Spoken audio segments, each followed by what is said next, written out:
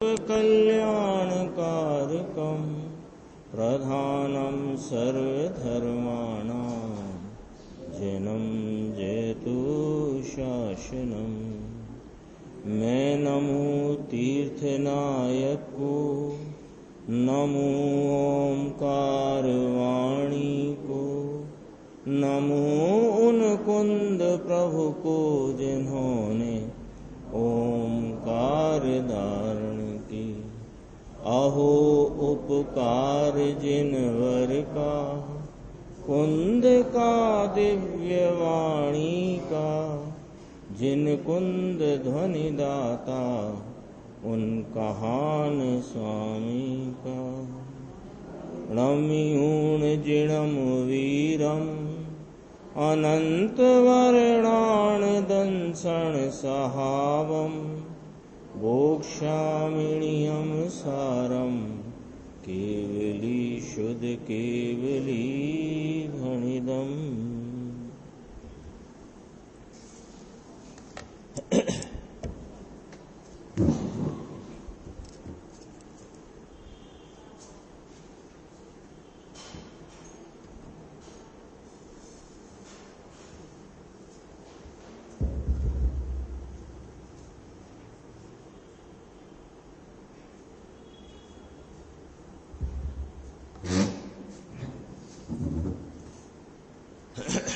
नियम सार जी परमागम ग्रंथ, इसके शुद्ध भाव अधिकार में गाथा 40 की स्वाध्याय अपन ने प्रारंभ की है।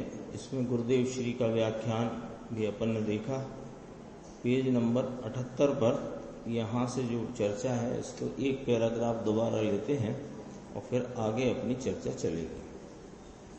यहाँ इस गाथा में प्रकृति बंध, स्थिति बंध यानी ज्ञानावरणी आदि प्रकृति है ना, इसका स्वभाव, फिर कहा इसको प्रकृति कहा, स्थिति यानी इसकी मुद्दत, अनुभाग बंध यानी इसका पाक रस, और प्रदेश बंध माने संख्या, किसकी?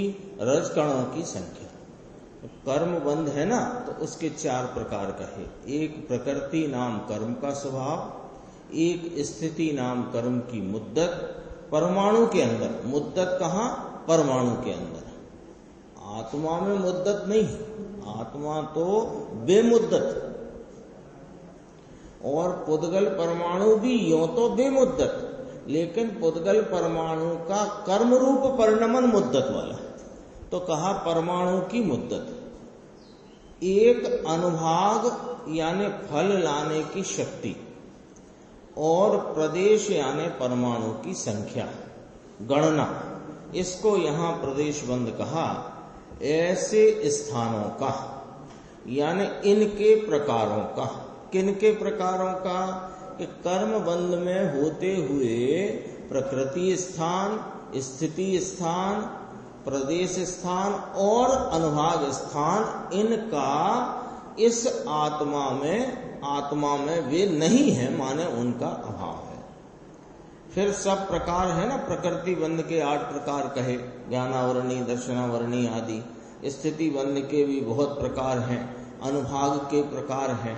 ये सब प्रकार आत्मा के नहीं, आत्मा में नहीं, जीव के शुद्ध भाव की बात चलती है। ये स्थान समझ में आया? अब आगे देखो, इसी में 4 बोल के बाद फिर एक दूसरा बोल आया कि उदय के स्थानों का समूह जीव को नहीं है। ये प्रकृति आदि के 4 प्रकार आत्मा में नहीं, और इनसे जो उदय होता है, फिर वे जो सत्ता में रहे हुए 4 प्रकार बताए, प्रकृति, स्थिति, प्रदेश, अनुभाग। अब कहते हैं कि ये इनका उदय आता है कब? कि इनकी स्थिति पूर्ण होकर के उस अनुभाग से वो वाली प्रकृति का वो वहां पर उदय आता है। तो उदय के स्थान भी इसमें नहीं, ऐसा कोई प्रकार का यह शुद्ध ध्रुव स्वभाव में नहीं। 4 प्रकार ये नहीं, और उदय स्थान भी इस शुद्ध भाव स्वरूप ध्येय भूत आत्मा आलम्बनभूत आत्मा में नहीं है। जिसको शुद्ध भाव कहें, यानी जिसको आत्मा कहिए, आत्मा ध्रुव कहिए, इसमें कर्म और प्रकृति का उदय धर्म कुछ नहीं। लो एकदम शॉर्ट में बात आ गई, पूरी गाथा की बात एक आधी लाइन में आ गई। कैसे आ गई देखो, आत्मा ध्रुव उसको कहिए, यानी मैं ध्रुव आत्मा वह वस्तु हूं जिसमें कर्म और प्रकृति का उदय धर्म कुछ भी नहीं। कर्म का धर्म क्या? प्रकृति प्रदेश स्थिति अनुभाग, और कर्म का धर्म उदय रूप भाव। तो ये कर्म के धर्म हैं। कर्म के 4 प्रकार, प्रकृति प्रदेश स्थिति अनुभाग, कर्म का धर्म। धर्म माने यही तो धारण किया उसने, और उदय भाव ये कर्म का धर्म। ये सब ही मुझ में नहीं, ऐसा वह आत्मा ध्रुव स्वरूप शुद्ध भाव वह मैं हूं। ये बात यहां कहना है। ये गोमट सार कितना भरा है, ले ये कहा निमित्त नैमित्तिक संबंध से व्यवहार के कथन है सब।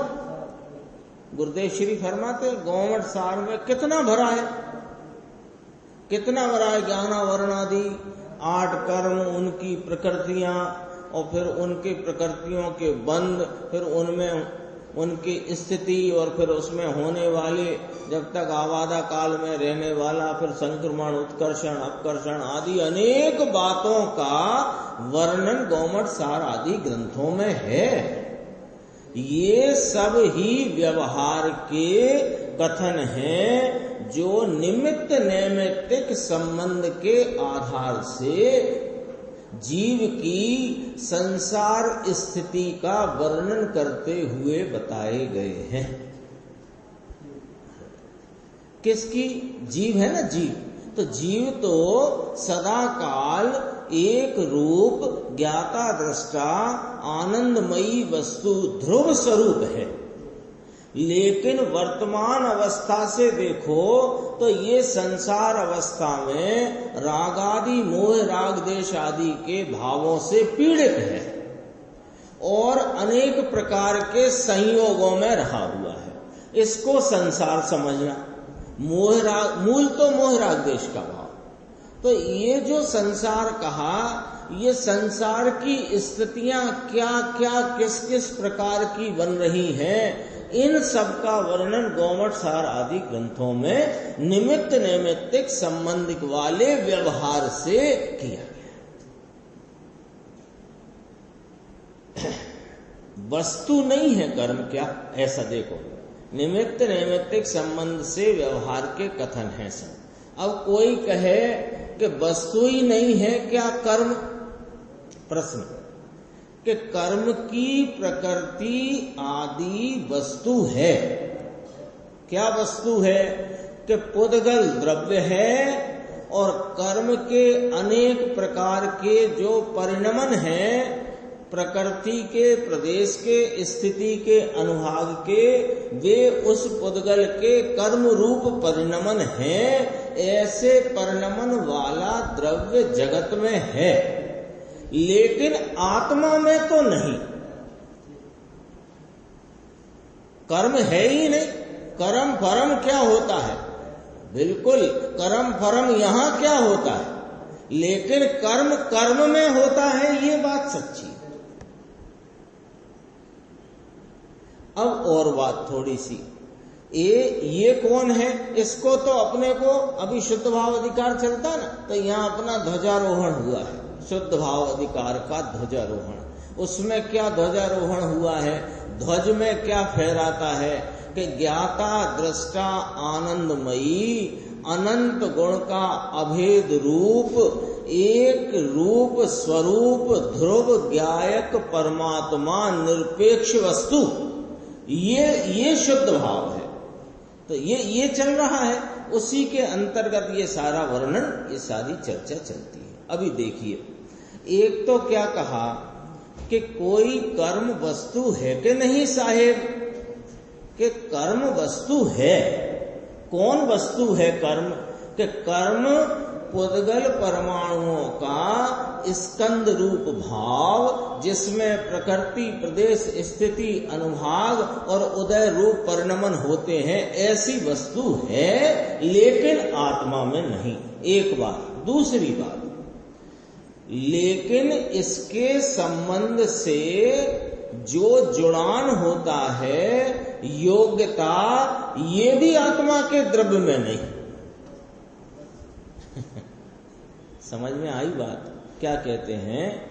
ये आत्मा, यह मैं ज्ञायक प्रभु, पारिणामिक भाव स्वरूप, ध्रुव स्वरूप, ज्ञाता दृष्टा और कर्म भाव हैं।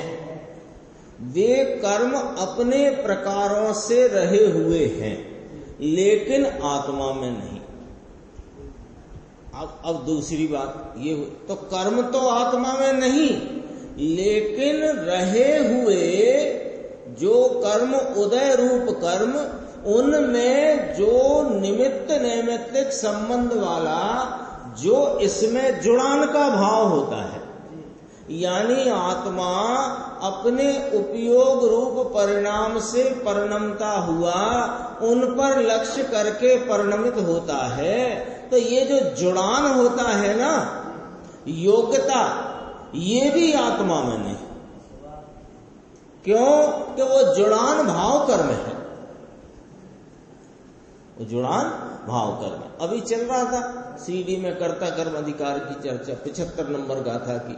तो वहां कहते हैं कि ये रागादि भाव जो है वह तो आत्मा का कार्य नहीं है, क्योंकि रागादि को तो पुद्गल कहा है। पुद्गल क्यों कहा? कि ये जो राग परिणाम है ना, ये स्वयं को नहीं जानता, ये परिणाम निकट में रहे हुए आत्मा को नहीं जानता। ऐसा जे बेजान पने वाला भाव, अचेतन भाव पुद्गल हुआ। तो ये जो पुद्गल रूपी भाव है, उसका और आत्मा का कुम्हार और घड़े जैसा व्यापक संबंध सिद्ध नहीं होने से आत्मा के और रागादि परिणाम के कर्ता कर्म की असिद्धि है। और यह जो होता हुआ परिणाम है, इसको जानने का परिणाम में जैसे घड़ा और मिट्टी में व्यापक पना सिद्ध होता है, ऐसे इस आत्मा के ये जानने के परिणाम में और आत्मा में व्यापक पने से कर्ता कर्म पने की सिद्धि है। आज के प्रवचन में मूल इतना आया था। यहां भी कहते हैं ये जो कर्म भाव हैं 4 प्रकार के और उदय भाव, ये तो आत्मा में नहीं, लेकिन इनके संबंध में होकर जो जुड़ान हो रहा है, वो जुड़ान होता है योग्यता, ये भी आत्मा के द्रव्य में नहीं। यहां किसकी बात चलती है? शुद्ध भाव की। जड़ बंध तो नहीं, लेकिन भाव बंध की जो योग्यता है, ये वस्तु में नहीं। थोड़ा वजन है यहां पर, वजन है यहां पर। ये वजन को नहीं पकड़ेंगे ना, तो भेद ज्ञान का समझो, भेद ज्ञान की भूमि ही नहीं मिलेगी आपको। भेद ज्ञान की भूमि, जिस पर से भेद ज्ञान यहां होकर के आत्मा इन सब से न्यारा अपनी अनुभव दशा में आए, ऐसी भूमि ही नहीं मिलेगी यदि ये वजन को नहीं पकड़ा तो। कहाँ? निर्णय में, विकल्पात्मक निर्णय में ये वजन है। जैसे जड़ कर्म मुझसे न्यारे हैं, ऐसे ये भाव बंध रूप, अथवा यहां बंध की बात चलती है ना, तो भाव बंध रूप जो योग्यता का परिणाम है, ये परिणाम भी आत्मा में नहीं। यहां तो कहते हैं उसको जानता हुआ जो क्षयोपशम का ज्ञान का विकास है, वो उघाड़ दशा भी इस ध्रुव तत्व में नहीं। ऐसी बात है। देखो 4 भाव लिए ना अनुभाग के, जीवस्य न उदय ठाणा, 4 भाव तो वो बता दिए, प्रकृति, प्रदेश, स्थिति, अनुभाग। अब इसके बाद जो पाक होता है, कर्म का विपाक होता है, यानी उदय होकर ऐसा होता है, उदय होकर ऐसा होता है, उदय का ये प्रकार, उदय होकर के संयोग आते हैं, उदय होने से वियोग होते हैं, ऐसा होता है ना जो बाहर में घटनाएं, उसको अपन उदय ही तो कहते हैं। यद्यपि वो उदय नहीं है, वो उदय के निमित्त से वो वस्तु अपनी योग्यता से आती जाती है। तो उदय के ये प्रकार, जीव का ऐसा प्रकार, ऐसा तत्व जो चैतन्य ध्रुव स्वरूप भगवान, यह चैतन्य ध्रुव स्वरूप भगवान, इसमें ये उदय का कोई प्रकार छूता भी नहीं है, छूता भी नहीं। साता वेदनी का उदय, असाता वेदनी का उदय, आयु का उदय, आयु कर्म का क्षय होना, फलाना ढीम का, ये वो दुनिया के जितने हैं छूता ही नहीं है। ज्ञानावरणी का ऐसा उदय चलता है, और वो नींद आती है तो कौन सा कर्म कहते हो, कौन सी प्रचला प्रचला स्त्यान वृद्धि, ये कुछ भी छूता नहीं आत्मा को, कब तीनों का, कभी किसी का, क्यों नहीं? आचार्य भगवान वस्तु स्वरूप समझाते हुए कहते हैं कि ये 4 प्रकार के कर्म स्थान, इनके उदय के स्थान इस जीव के हैं ही नहीं, होते तो छूते, हैं ही नहीं। ये समझने में कब तकलीफ आती है? ये तब तकलीफ आती है कि कर्णान योग में जितना वर्णन किया है वह जीव की संसार स्थिति को बताने के लिए किया है। अब वो जीव की जो संसार स्थिति का वर्णन है वो निमित्त नैमित्तिक के आधार से है। अब ये निमित्त नैमित्तिक संबंध का जो मर्म है उसको जाने नहीं, और निमित्त नैमित्तिक संबंध को कर्ता कर्म या स्वयं स्वामी संबंध मान लेता है, और कर्म बांधे, कर्म आया, कर्म किया, कर्म बनाया। भाई शांति से समझो। कोई कहे कि अध्यात्म में कर्म को, कल चर्चा चली थी उसी शैली में बात करते हैं, कोई कहे कि अध्यात्म शास्त्रों में कर्म को आत्मा से जुदा बताया है, कि नाना कर्णानि योग में भी आत्मा को कर्म से जुदा बताया है। तुमने गलत चश्मा पहन लिया है। तुमने क्या किया कि निमित्त नैमित्तिक के कांच वाला चश्मा पहनना था, और तुम कर्ता कर्म का चश्मा पहन के पढ़ने लग गए, तो तुम्हें सब समझ में नहीं आता। वहां भी आत्मा की और पुद्गल कर्म की भिन्नता का ही बोध कराया गया है। शैली लेकिन निमित्त नैमित्तिक के आधार से है। तो हर लाइन में लिखते नहीं है ये निमित्त, ये निमित्त, ये निमित्त, ये निमित्त, ये तुम स्वयं लगाओ।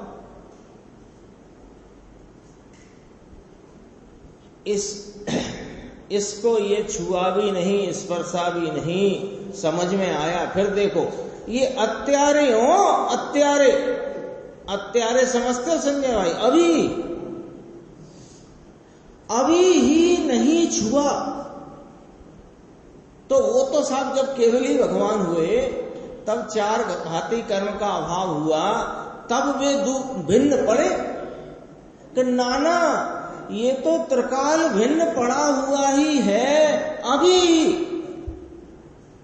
जोर आती है बात का, जहां जोर है वो करना। वस्तु वस्तु वस्तु वस्तु वस्तु कितनी बार बोला? 6 बार बोला। ये वस्तु आनंद शांति आदि ये तत्व में, ये वस्तु कैसी? आनंद शांतिमय वस्तु। इस ये तत्व में 4 प्रकार के जो कर्म, प्रकृति, स्थिति, अनुभाग, प्रदेश और उदय, 5 हो गए ना। ये आत्मा का उदय आया, ऐसा कहते हैं।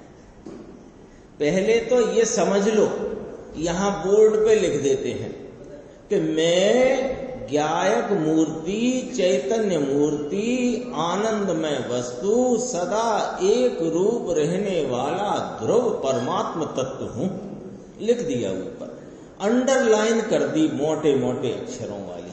ठीक है, अब सुनो, फिर आचार्य परमात्मा ने क्या फरमाया यहां 40 नंबर गाथा में कि कर्म, प्रकृति, स्थिति, अनुभाग, प्रदेश और उदय स्थान, 5 कहे ना, ये 5 ही इस जीव को नहीं, जीव में नहीं, जीव इनको छूता नहीं, ये जीव को छूते नहीं। आ गई बात समझ में? 2 लाइन लिखी है ना अपन ने, ये दोनों लाइन यहां लिखी कि नहीं लिखी? यहां लिखो दोनों लाइन। मैं चैतन्य मूर्ति, ज्ञायक तत्व, परम पारणामिक, ध्रुव, एक रूप, आनंदमयी वस्तु हूं, और ये जो कर्म, प्रकृति, प्रदेश, स्थिति, अनुभाग और उदय स्थान, ये 5 ही मुझ में नहीं और मैं इनको छूता नहीं, ये मुझे छूते नहीं। हो गई 2 लाइन। अब देखो, अब तत्वार सूत्र क्या कहता है और उसको क्या समझना। तत्वार सूत्र में आया कि आत्मा का उदय आया, विपाको अनुभव।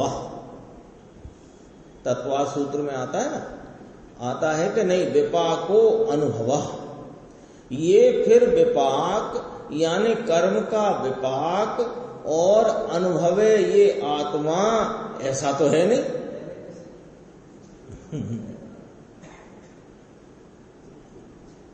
समझो जरा उसको, आचार्य परमात्मा की कही बात का मर्म समझो, उसका अभिप्राय, आशय, तात्पर्य समझो। क्या लिखा है ना, देखो, निकाल लोगे किताब, देख लो, मोक्ष शास्त्र तत्वार सूत्र, कर्म विपाको अनुभवा, कर्म के विपाक का यह आत्मा अनुभव करता है ही नहीं ऐसा। तो क्या है साहब, समझाओ, नहीं है तो ऐसा तो नहीं। अरे कर्म का विपाक भी आत्मा में है नहीं, तो फिर वहां लिखा, उसका मतलब बताओ। फिर आचार्य उमा स्वामी ने लिखा है, ऐसे ही नहीं लिखा, और ऐसे ही और किसी ने भी नहीं लिख दिया चलते फिरते ने। आचार्य उमा स्वामी दिगंबर जैन परंपरा में अत्यंत समर्थ आचार्य और आचार्य कुंद कुंद के पट्ट शिष्य, उन्होंने लिखा है। क्या लिखा है? विपाको अनुभवा। तो कर्म का, पहले सुनो कि कर्म का विपाक, कर्म का विपाक पहले अपन समझते हैं लॉजिक से। कर्म कौन है? जीव है कि पुद्गल है? किसी को आशंका तो नहीं है जीव होने की। अभी अपन ने 2 लाइनें लिखी है ना, दूसरी लाइन में क्या लिखा है? प्रकृति, प्रदेश, स्थिति, अनुभाग और उदय स्थान जीव को नहीं, जीव में नहीं, जीव इनको छूता नहीं, ये जीव को छूते नहीं। इतना नक्की हो गया है ना। अब इतना नक्की होने के बाद हम पूछते हैं कि कर्म का विपाक पुद्गल के जीव, पक्का?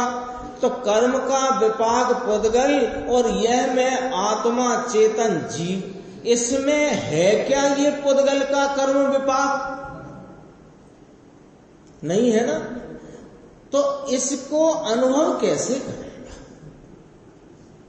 इसका वेदन कैसे करेगा? कैसे करेगा? आपने कभी रसगुल्ले का वेदन किया? आपने किया? किसने किया है रसगुल्ले का वेदन? नहीं किया ना। तो काय का वेदन किया है? रसगुल्ले संबंधी जानपने के काल में उत्पन्न हुआ यह इष्ट है, ऐसे राग का वेदन किया है। उसका नाम तत्वार सूत्र में ये इस प्रकार कहा, कर्म विपाको अनुभव।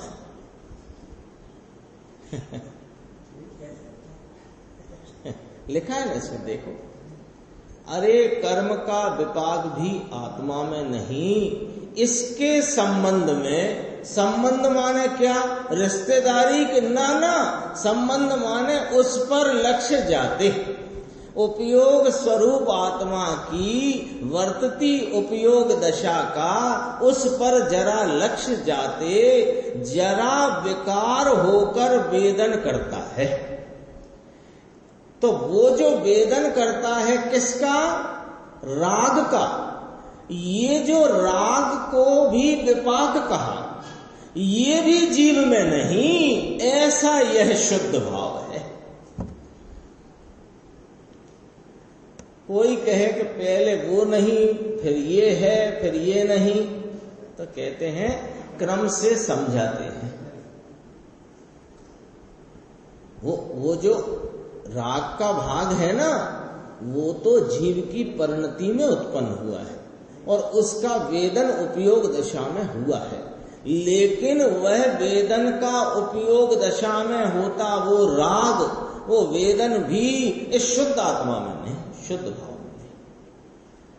तो उसकी रुचि करके, किसकी रुचि करना है, ऐसा शुद्ध भाव, इसकी रुचि करके सम्यक दर्शन करने जैसा है, फिर इसमें रुचि करके सम्यक दर्शन करके फिर ठहरने जैसा है, ऐसा यहां कहना है। ठहरना माने चारित्र। चारित्र किसे कहते हैं कि आत्मा में उपयोग के ठहरने को, रमने जमने को चारित्र कहते हैं। पहले दर्शन, ज्ञान, फिर स्थिरता, तीन लेना ना, सम्यक दर्शन, ज्ञान, चारित्राणी, ये मोक्ष मार्ग है। अब आगे देखो क्या कहते हैं, सदा निरुपराग जिसका स्वरूप है। टीका यहां से प्रारंभ हुई, पहले जो चर्चा थी उत्थानिका की चर्चा थी, अब टीका यहां से प्रारंभ होती है।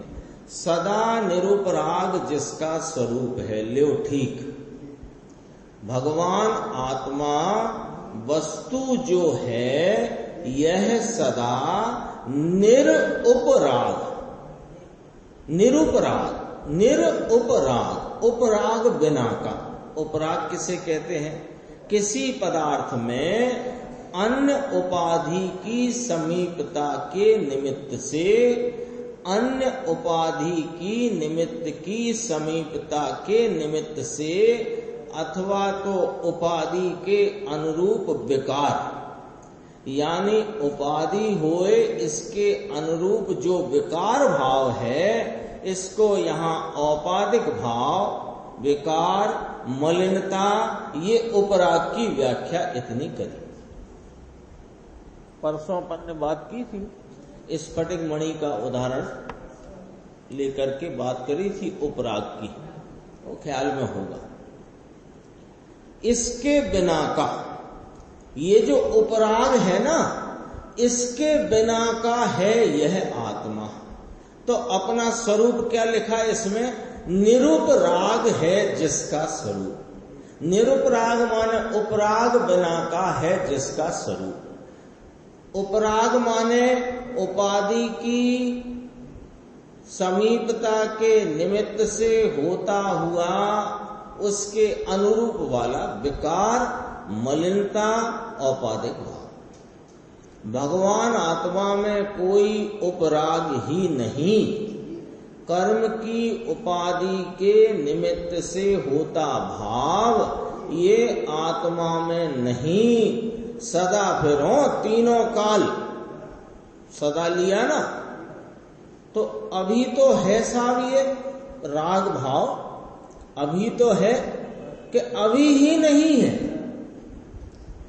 अभी जो राग है वो इस मुझ शुद्ध भाव में है ही नहीं। और हमारी भूल विपरीतता क्या है कि जो मुझ में है नहीं वह मुझ में है ऐसा मानना। अभी मिथ्यात्व है ना, संसार है कि नहीं, तो तो संसार का कारण कौन है कि मिथ्यात्व। मिथ्यात्व किसे कहते हैं कि मोह भ्रांति को मिथ्यात्व कहते हैं। मोह भ्रांति किसे कहते हैं कि जैसा वस्तु का स्वरूप है वैसा मानता नहीं और जैसा है नहीं वैसा मानता है।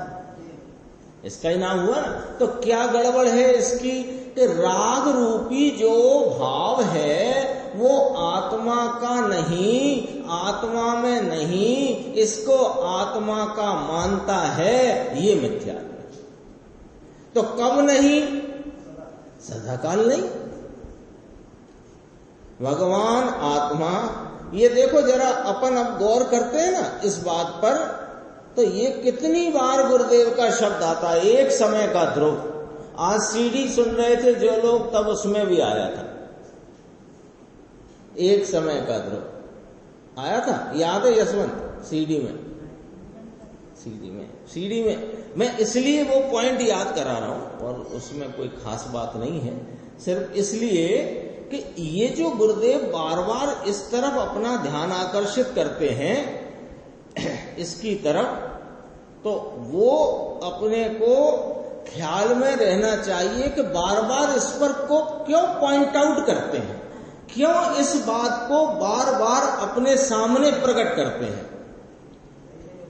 क्यों कि भैया तुमको अनादि से यह जो ध्रुव स्वरूप ज्ञायक परमात्मा है इसकी पहचान नहीं हुई, तो पहचान कब होगी कि उसका लक्षण जानकर उसको अनुभव करोगे, तो यानी उपयोग दशा में प्राप्त करो।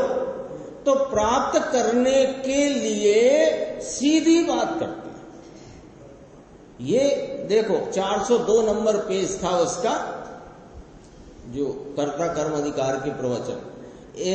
ऐसा भगवान आत्मा एक समय में शुद्ध सच्चिदानंद प्रभु है, आया था अभी। ऐसा जहां अंतर में सन्मुख होकर निर्विकल्प स्व संवेदन ज्ञान हुआ, फिर वो कर्ता कर्म की बात चल रही थी। अपनी अभी बात यहां जो आई थी, मैं तो सिर्फ इसलिए ये बात कहना चाहता था कि ये एक समय वाली बात गुरुदेव बार बार अपने सामने रखते हैं और अपने को उस पर थोड़ा ध्यान देना चाहिए। त्रिकाली हूं मैं, तो 3 काल रहा हुआ हूं, भूत भविष्य वर्तमान में वर्तता हुआ मैं त्रिकाली ज्ञायक, तो एक समय की पर्याय से मैं न्यारा त्रिकाली ज्ञायक हूं। तो क्या हो गया कि वो त्रिकाली ज्ञायक तो मिला नहीं, क्योंकि वो कहां है? वो तो एक समय में वर्तमान है, निरंतर वर्तमान, वो मिलता नहीं। और इसके चित्त में एक काल्पनिक त्रिकाली ज्ञायक भाव खड़ा हो गया है, काल्पनिक। और वो काल्पनिक होने से ये मर जाएगा, खोजता खोजता तो मिलेगा नहीं। इसके चित्त में आ गया बच्चे के में कि आकाश में बड़े सुंदर सुंदर फूल होते हैं। अब वो बच्चा कहे मुझे तो आकाश का फूल लाओ, तो मिलेगा ही नहीं, क्योंकि है ही नहीं। 3 काल में रहने वाला त्रिकाली ज्ञायक ऐसी वस्तु ज्ञान का विषय है, दृष्टि करने जाओगे तो त्रिकाली कोई मिलेगा नहीं। एक समय का वर्तमान जो है वह ध्रुव पदार्थ है, उसको दृष्टि में लेना है। इसलिए बार बार बात आती है। अभी आई कि नहीं आई? भगवान आत्मा एक समय का ध्रुव, ये सदा निरुपराग, मलिन उपाधि भाव और विकार बिल्कुल नहीं। पकड़ना 3-4 लाइन बहुत अच्छी है। भगवान आत्मा एक समय का ध्रुव, ये सदा निरुपराग यानी उपाधि बिना का, मलिन उपाधि भाव विकार बिल्कुल नहीं, पर्याय में है। क्या कहते हैं? पर्याय में है, अंश के विकृत रूप से ऊपर से उत्पन्न किया हुआ भाव। ये शब्द क्या लिया? ऊपर से माने औपाधिक, ऊपर से उत्पन्न किया हुआ भाव, ये वस्तु में नहीं, वस्तु जो महान पदार्थ भगवान आत्मा, इसमें नहीं, इसमें तो शांति और आनंद बसेला है, बसेला है, इसमें बसा हुआ है। शक्कर में कौन ने मिठास डाल करके शक्कर को मीठा किया है? भाई साहब ने बहुत ज्यादा मिठास डाली शक्कर में, और ये यशवंत ने कम डाली। अरे जैसे शक्कर में मिठास बसेली है, ऐसे यह महान भगवान पदार्थ आत्मा, इसमें शांति और आनंद बसेला है। इसमें ये विकार, अरे यह निरूपाधि स्वरूप भगवान आत्मा, ये उपाधि कहां से इसमें अंदर हुए, कैसे हुए? ऐसा निरंजन निर्दोष निज परमात्म तत्व को, निज परमात्म तत्व को, यहां अपने आत्मा की बात है। देखो गुरुदेव कहां से बात को निकालते हैं, कहते हैं आचार्य भगवान के शब्द पर ध्यान दो। उन्होंने कहा है निरंजन निर्दोष निज परमात्मा तत्व, तो अपना परमात्मा तत्व, अपने आत्मा की बात है। वास्तव में इतनी जो लाइन आई ना ऊपर से अपन ने पढ़ी, सदा निरुपराग जिसका स्वरूप है, किसका? निज परमात्मा तत्व का। यह निज परमात्मा तत्व निरंजन है, निर्दोष है। कब? सदा। सदा पहले ही लिखा है, सदा तो पहले ही लिखा है। तो निरुपराग निरंजन निर्दोष है जो सदा, ऐसा निज परमात्मा तत्व, इसकी बात चलती है। इसको वास्तव में द्रव्य कर्म के जगन्य मध्यम या कि उत्कृष्ट स्थिति बंद के स्थान नहीं। पहला बोल लिया, 4 बोल तो आए, स्थिति प्रकृति अनुभाग और प्रदेश और उदय स्थान, फिर 4 के उदय स्थान, ऐसे आई ना बात। तो पहले में लिया स्थिति का बोल टीका में, तो स्थिति के 3 हिस्से करके बता दिया, जगन्य मध्यम और उत्कृष्ट। ले ऐसा जो निज परमात्म तत्व प्रभु, इसको निश्चय स्वरूप की दृष्टि से वस्तु को देखते वास्तव में कैसे देखना है, कैसे देखना है, ये कह रहे हैं। अभी तो है, क्योंकि देखो अभी वर्तमान में एक दिन चर्चा चली थी, बहुत स्पष्ट चली थी कि पर्याय भी वर्तमान और ये ध्रुव स्वभाव भी वर्तमान, दोनों एक ही वर्तमान में, दोनों एक ही वर्तमान में, दोनों एक ही वर्तमान में दोनों रहे हैं। दोनों माने कौन? कि बदलता हुआ पर्याय भाव और उसी वर्तमान में नहीं बदलने वाला सदृश सदृश सदृश एक रूप रहता हुआ ध्रुव अपना निज परमात्मा तत्व। कहां? एक समय में। एक समय कहां से लाए? अरे वर्तमान कितने समय का होता है बता दो कोई मुझे। वर्तमान कितने समय का? 3 समय का तो नहीं होता, 2 समय का तो नहीं होता। तो वर्तमान माने एक समय, एक समय वर्तमान में। ये इतनी गजब की बात है, ये जिसके पकड़ में आ गई ना यशवंत भाई, तो उसको द्रव्य गुण पर्याय ऐसा खिला हुआ नक्शा सामने आ जाएगा। जैसे एकदम से नक्शा कोई चीज का हो ना, ऐसे नक्शा बिना देखे ही यहां आ जाता है ना, या सामने नहीं है तो भी यहां रहता है चित्त में, ऐसा नक्शा यहां खिल जाएगा। और जिसको द्रव्य गुण पर्याय का नक्शा खिल गया, उसे द्रव्य दृष्टि हुए बिना रहेगी नहीं। अभी अपन सोचते ना कि मैं गायक हूं, मैं रागादि से भिन्न हूं। अभी ये पता नहीं लग रहा है कि रागादि कहाँ है, मैं कहाँ। क्योंकि जब तक द्रव्य गुण पर्याय का यथार्थ नक्शा यहां नहीं बनेगा, बातों में तो कितनी बातें करो,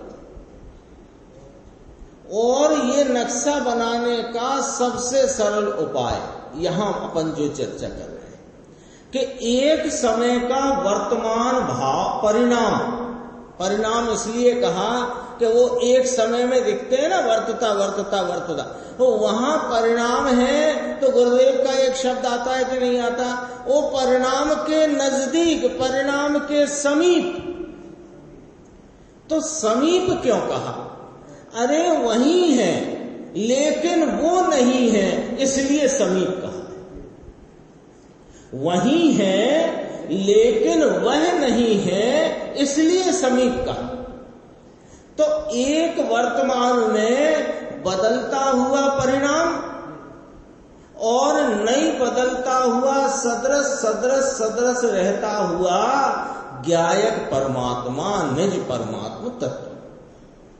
अब क्या है कि वास्तव में देखा जाए तो कैसे देखना, आत्मा देखना है ना, तो कैसे देखना कि ये जो बदलते भाव को गौण करते ही वह जो एक रूप सदृश भाव है वो दृष्टिगत होता है। इसी को दूसरे प्रकार से कहते हैं। यहां हमने क्या कहा था, बदलते परिणाम को गौण करके। तो गौण करने का मतलब इसे गौण कर दो, ऐसा नहीं होता। गौण करने का मतलब वर्तमान परिणाम को लक्ष्य में से छोड़कर एक रूप सदृश भाव को जो लक्ष्य में लिया, तो नियम से वहां पर यह चैतन्य त्रिकाली भगवान आत्मा उस पर्याय में अपने ध्रुवता वाले स्वरूप को अपनी सामर्थ्य से प्रकट करता खड़ा है। ऐसी बात है। देखो खरे खर शब्द आया था, देख कहां था ये, वस्तु जोताम खरा, खरे खर, ऐसे देखना है। ये वस्तु को खरे खर ऐसा देखा जाए तो निज प्रभु को वास्तव में देखा जाए तो द्रव्य कर्म जगन्य यानी थोड़ा, मध्यम और उत्कृष्ट ऐसी स्थिति यानी स्थिति थोड़ी, अंतर मुहूर्त कोई विशेष और कोई पूरी। इस प्रकार ऐसे स्थिति बंद के स्थान निज प्रभु आत्मा, शुद्ध भाव रूपी आत्मा, इसको यहाँ निज परमात्म तत्व कहा, इसको शुद्ध भाव कहना, इसको आत्मा कहना, इसको शुद्ध जीवास्तिकाय कहना, इसमें ये नहीं।